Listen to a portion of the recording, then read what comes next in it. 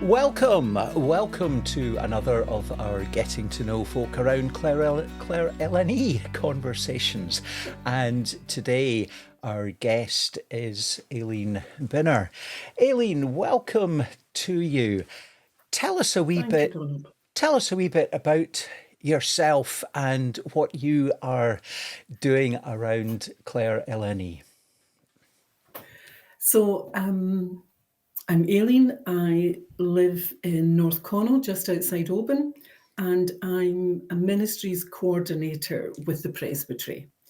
So I work 2.5 days a week, and alongside my colleague Alison Hay, who does other parts of the area. And I look after congregations who are in vacancy, and I'm interim moderator for a number of congregations throughout, mainly Argyll and also Barra. Right, so which congregations is it that you're involved with at the moment? So I've just recently been appointed interim moderator with McCairn, Delavic and Kilcrenan. Their minister is returning to the States shortly. I've been interim moderator with Glenorchy and Strathfillan, which is Dalmally out to Creanlarich and Bridge of Orchy. Gosh, for about 3 years now. And I'm also interim moderator with the United Church on Bute, but that's just coming to an end as their union happens very shortly. And also with Barra, which is just an appointment made at the end of last year. Right, so you're being kept fairly busy. Yeah, and It's wonderful. I get to see places that I would never have been to before. yeah, fantastic. Yeah. I think it's so important that we find those new and different ways to resource the church in these times of change, and when ministers can be few and far between. I know that you are also involved in some training of local congregational worship leaders, or are about to be. Can you say a wee bit more about that? Yeah, so training volunteers has been one of my passions for many, many years. I think training and supporting them, because I think support to volunteers is so important. So if there are folks within congregations who feel some kind of calling to being involved in worship, then I organise training, sometimes for specific congregations.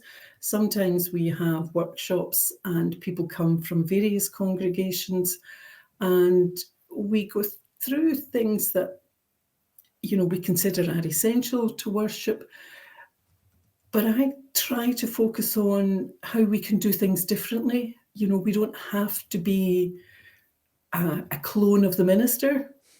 It's okay to be different. And because one of my passions is intergenerational worship, which is a huge challenge, especially in congregations where actually there are no intergenerations. It's kind of one, but I still think it's important. So yeah, we talk about that kind of stuff. Right, yes, yeah, the whole all age worship thing. I'm not sure after 30 some years in ministry if I've ever quite got to the bottom of how that works. But yes, it's certainly an aspiration. Yes, Yeah. yes. What do you think are the exciting things that are going on around the church at the moment that address some of these challenges and will hopefully take us forward? Gosh, that's a tough one because I think we're struggling. And in rural areas, there are so many challenges, the small populations. But what really inspires me is when I see people who take the church beyond the church doors, who who are willing to go out and share Christ's love, by running lunch clubs and things like that. And it's one of the things, locally here, we have some folks who run a club nan carrigan, they call it, a friendship club. And the people who come there, they're from all over the local area, and some with church connections, some not.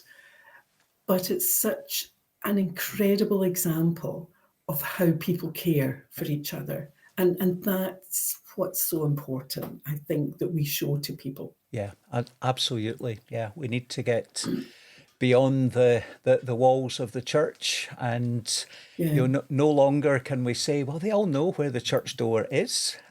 We need to be out there in the community, sharing God's love. Yeah, yeah. We have 2 generations now of people who haven't been churchgoers, who don't know what happens inside the doors. And so they don't know what to expect, so they won't come in. So Yeah. we have to go out to them. And if they do have an expectation, it's that it's going to be dull and boring, and maybe how they remember church and Sunday school as a child or whatever. Yeah, we need to change the stories. Yeah. Yes, yes. Have And you? that's what I say to folks. Tell people about coming to church and the fellowship that you get.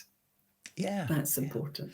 I often think that people see church as something that is just adding another layer of busyness to their already chaotic lives. But actually, if we're doing it right, then church should be, something that helps and supports and inspires us in all the, confusion and messiness of life. Yeah. Have you been along to some of the online presbytery meetings? I only managed to be at the very first one in January. I was away at the other times, and the timing was out for me. That's So yeah, I was at That's the first okay. one. We're all allowed a wee bit of time off Yes. for life. If you were able to invite a guest, someone living or departed, along to address Clèir Eilean Ì, who might that be? Well, I've been thinking about who would I want to invite to our meetings. And so my thinking is I'd love to bring somebody like Rabbi Burns or even Billy Connolly, because I Wow. think they would make us sit up and look at ourselves and challenge us. What do you think Billy Connolly would make of us all? What would he say to us? Well, it's difficult because we have to do presbytery. It's how our church is managed in some ways. But I'm sure we wouldn't be able to repeat some of the words that Billy Connolly would use if he was talking about what went on. But I think he could make a fairly good comedy sketch of presbytery meetings. Yeah, I know we have to do presbytery, but it's so difficult, especially now that we're such a massive area and we can't be with each other. We don't get that relationship that I think is so important in everything we do. I think there's a huge challenge for us. Undoubtedly, yes. Yeah. In September, there's going to be the one-day conference, and it will hopefully be an opportunity for folk to see the whites of folks' eyes, not just in boxes on screens. But in many ways, the online communication, it does open up different possibilities Yeah. for learning and fellowship and worship. Yeah. Uh, Yeah. I I remember you're saying Yeah. about Billy Connolly. I remember years ago, probably while I was I would have been ordained in my early years in ministry. Um, in I was born and brought up around Glasgow, and I can remember going to, it was a charity gig at the King's Theatre in Glasgow, and Billy Connolly was performing. And at the interval, so there were three or four of ministerial colleagues all kind of congregated together and all saying, "I didn't expect to see you at something like this." Yes, I do rather enjoy Billy Connolly's comedy, and also just his the way he sees, how people are, and reflects that back in a way that, yeah, makes folk think. Yeah, yeah, that would Yes. be that would be fantastic. And a wee bit different from some of the other answers that we've had. Jesus, St. Paul, St. Columba. Um, Brilliant. What would be a highlight from recent months? A wee story that maybe gives us a wee glimpse into some of the hope and possibility and potential for struggling rural communities. Oh, I think what I've found, when I go to meet a new congregation, there's a certain amount of anxiety because I don't know the people. I'm not sure how they're going to accept me, someone who's kind of parachuted in. But what I find is that despite all our anxieties, especially for people in vacancies or when a vacancy has been sisted and they're having to wait in limbo, is what they care about is the people. And the people, not just in their congregations, but the people in their communities. And they are pulling together to make things work. And it's so reassuring to me that even without a minister, and sometimes particularly without a minister, people's gifts will come to the fore because they will make things work.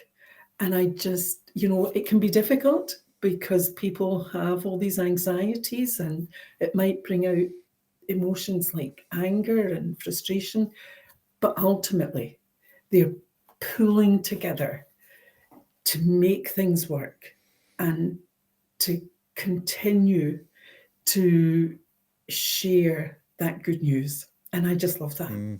I just love it. Yeah, yeah. I think, through these times of change, God is helping folk to see and to use that their gifts, and we need to Yes, celebrate the whole people of God. And as you absolutely. said earlier, we can't be reliant on ministers, and shouldn't be. Yeah. Aileen, it's been wonderful to catch up with you, to meet you. I think this is the first time our paths have crossed. If there I are think folk we've who met are before. if there are folk who are listening or watching and thinking, I'd like to know more about the possibility of some training in local worship leading, what's the best way for folk to reach out and contact you? Probably the easiest way is to use my email. Yep, that's it. There you Yeah. go. They can also contact me by phone if they prefer that. And my number is 077 088 20860. but my email is probably the simplest Yeah. way. And for those who are listening to the podcast and not seeing that on screen, that's Binner, ABINNER at churchofscotland.org.uk. Yeah. Thank you. Thank you for your time today, Aileen, Thank you, and for Donald. all that you're doing around Clèir Eilean Ì, and every blessing to you in all that you are doing and enabling others to do. Thank you very much, Donald. Thank you.